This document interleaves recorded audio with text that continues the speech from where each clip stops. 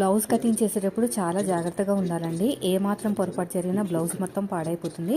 ఇది నేను మొత్తం కూడా మార్కింగ్ వేసేసాను. మార్కింగ్ వేసిన తర్వాత కట్ చేసే ముందు చెస్ట్ లూజ్కి ఆర్మ్ లూజ్ అనేది మ్యాచ్ అవ్వట్లేదు. చాలా రకాలుగా ట్రై చేశానండి, అయినా మ్యాచ్ అవ్వట్లేదు. తర్వాత నేను నా వైపు ఉన్న హైట్, బ్లౌజ్ హైట్ చూశాను. నాకు ఆపోజిట్లో ఉన్న చెస్ట్ లూజ్ దగ్గర ఉన్న హైట్ చెక్ చేశాను అనమాట. అంటే పన్నా అనేది క్రాస్గా ఉండటం వల్ల నాకు లైన్ అనేది క్రాస్గా వచ్చింది.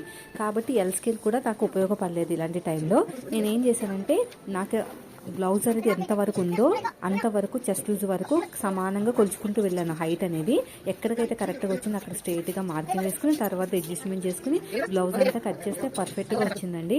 అసలు నేను ఏం చేశాను, ఇదంతా ఎలాగ అడ్జస్ట్ చేశాను అనేది కింద వీడియో ఇస్తాను, ఫుల్ వీడియో, దాంట్లో చూడండి. ఇక్కడ చూడండి ఎన్ని అడ్జస్ట్మెంట్లు అనేవి జరిగినాయి చూసారా. హైట్ అనేది మనకి క్రాస్గా వచ్చిందన్నమాట. మనకి బ్లౌజ్ పన్నా క్రాస్గా రావడం వల్ల నాకు ఇలాంటి ప్రాబ్లం అయితే వచ్చింది.